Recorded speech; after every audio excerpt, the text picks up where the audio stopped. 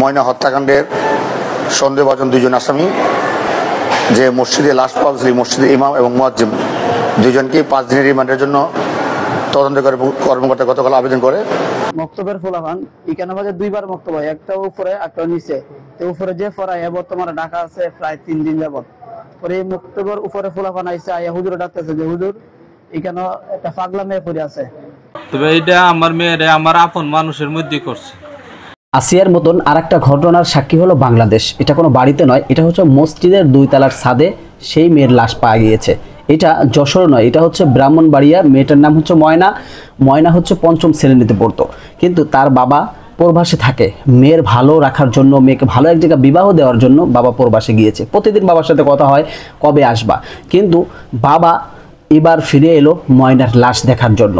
কারণ এই ঘটনাটা কিভাবে ঘটেছে, কোথায় ঘটেছে, কেনই বা মসজিদের ইমাম মুয়াজ্জিনকে গ্রেফতার করা হয়েছে, বিস্তারিত বিষয় নিয়ে আজকের ভিডিও থাকবে।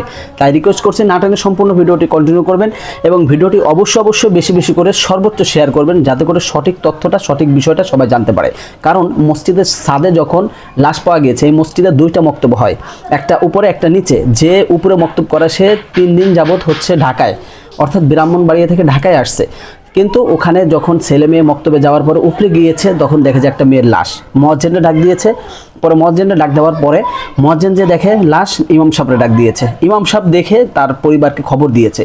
ওই ইমাম সাহেব পরিবারকে খবর দেওয়ার কারণেই তারপরে পুলিশ ময়না তদন্তের জন্য এবং পুলিশ জিজ্ঞাসাবাদের জন্য ওই ইমাম এবং মুয়াজ্জিনকে 5 দিনের রিমান্ড দিয়েছে। এটা কতটুকু যুক্তিযুক্ত আপনি বলবেন? কারণ একটা ইমাম বা মুয়াজ্জিন যদি কোনো মেয়েকে খুন করতো বা কোনো মেয়েকে তো এভাবে ধর্ষণ করে মেরে ফেলতো, তাহলে কিন্তু ওই মসজিদের ছাদের উপরে ওভাবে রেখে দিত না, হয়তো বা সেই লাশটা গোপন করার চেষ্টা করতো। এই একটা বিষয়।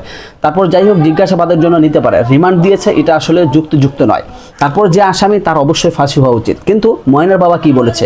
ময়নার বাবা বলেছে সেই প্রবাস থেকে ময়নাকে দেখার জন্য কিন্তু সে ছুটে এসেছে এবং ময়নার বাবা বলেছে যে এই আমার ময়নার সাথে যে কার্যকলাপ হয়েছে বা তাকে যারা হত্যা করেছে, এটা আমার আপন মানুষই। আমি মসজিদের ইমাম সাহেবকে কী বলবো? আমি ময়নার মাকেও বিশ্বাস করি না, অর্থাৎ ময়নার পরিবারের কাউকে আমি বিশ্বাস করি না যে এমন কাজ সে করতে পারে না। কারণ সে চিন্তা করতেছে আত্মীয়র ভিতর থেকেই আমার মেয়ের সাথে শত্রুতামি করা হয়েছে। যাই হোক, এটার সুস্থ তদন্ত হলে আসল তথ্য বেরিয়ে আসবে, আসলে ইমাম মুয়াজ্জিন দোষী নাকি এলাকার কোনো মানুষ দোষী। যাই হোক দর্শক, আজকের ভিডিওতে আপনার মন্তব্য কী, বা আপনি জানতে পারলেন যে আসলে এখানে কে দোষী হতে পারে, কিন্তু আসলে সিওরিটিভাবে আমরা তদন্তের আগে কিছুই বলতে পারবো না।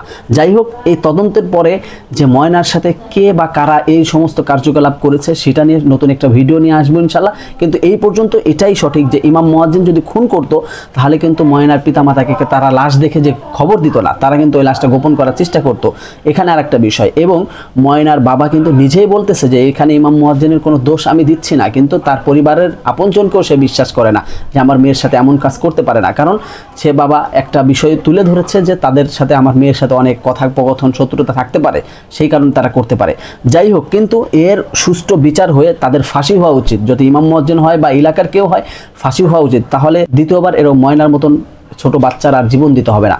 যাই হোক, সুষ্ঠু তদন্ত হোক, আসামির ফাঁসি হোক, এটা আমাদের রায়। ভিডিওটি শেয়ার করবেন এবং মন্তব্য জানাবেন। তো সম্পূর্ণ ভিডিওটি কন্টিনিউ করার জন্য আপনাকে অসংখ্য ধন্যবাদ। তো সবাই ভালো থাকবেন, সুস্থ থাকবেন। আসসালামু আলাইকুম ওয়া রাহমাতুল্লাহি ওয়া বারাকাতুহু।